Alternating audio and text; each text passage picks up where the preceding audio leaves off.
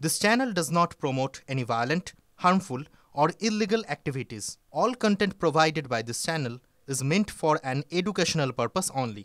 BJP সিপিএমকে প্রায়ই শোনা যায় তৃণমূলকে ভোট না দেওয়ায় পুরো পরিষেবা থেকে বঞ্চিত করা হচ্ছে বিরোধীদের।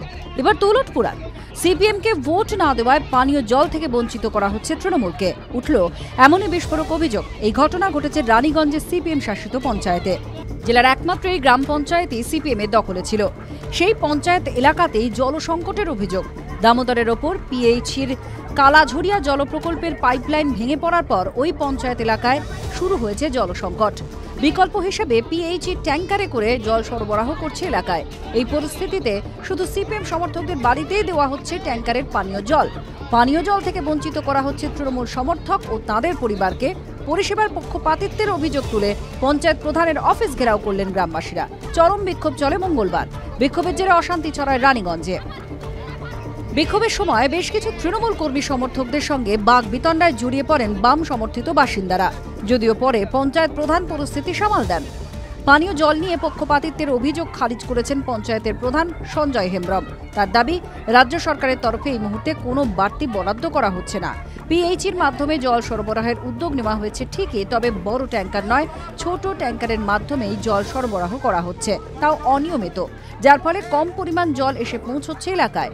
রাজনৈতিক দল দেখে পানীয় জল সরবরাহ হচ্ছে না। প্রধানের দাবি, সব পরিবারগুলিতে যাতে পর্যাপ্ত জল দেওয়া হয় তার জন্য উপযুক্ত ব্যবস্থা গ্রহণ করতে হবে পিএইচি দফতরকে। সকলে জানে যে আমাদের এখানে পঞ্চায়েতে কালাঝরিয়ার যে পিএইচি প্রজেক্ট আছে সেখানে থেকে জল সরবরাহ করা হয়।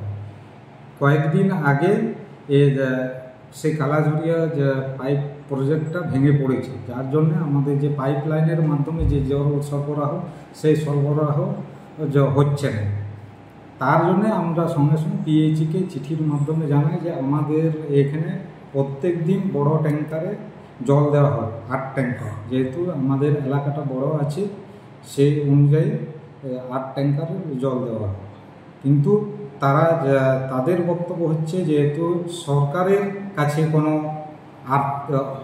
সরকার কোনো টাকা অ্যালটমেন্ট করছে না, সেই জন্য পিএইচি নিজেদের যে ছোট ট্যাঙ্কার আছে 400 লিটারের ছোটা হাতির ট্যাঙ্কার আছে, সেই ট্যাঙ্কারের মাধ্যমে অনিয়মিতভাবে কোনোদিন 2 টিপ, কোনোদিন 3 টিপ, কোনোদিন 4 টিপ এইভাবে দিচ্ছে। সেই অনুযায়ী আমরা আমাদের পঞ্চায়েত এলাকার যে পাড়াগুলো আছে 1 দিন 2 দিন পর পর আমরা দিচ্ছি।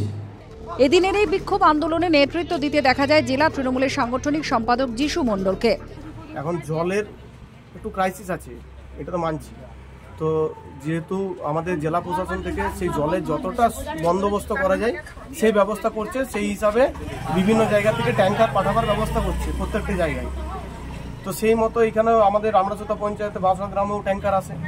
কিন্তু এইখানে কি করছে, আমাদের যেহেতু আমরাসোতা পঞ্চায়েত সিপিএমের প্রধান আছে, উপপ্রধান আছে, ওরা কি করছে নিজেদের মতো করে, মানে নিজেদের যেগুলো সমর্থক, এখানে যে পঞ্চায়েত পাড়া আছে, পঞ্চায়েত পাড়ায় 3-4টে বাড়ি আছে যেখানে সিপিএম সমর্থকরা থাকে, 3-4টে বাড়ি যেখানে আছে ওই কালী মন্দিরের সামনে।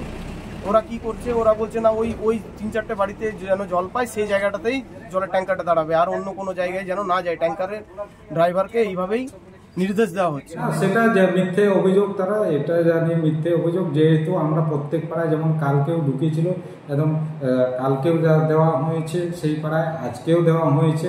ওটা যা দেখুন, একটা ওদের যে একজনা বাড়ির কাছে দাঁড়ায়নি বলে সেটা নিয়ে তাদের অভিযোগ। সেটা তো যখন ব্যাক করে আসতো তখন তো সেটা তো দিত। TV9 Bangla digital.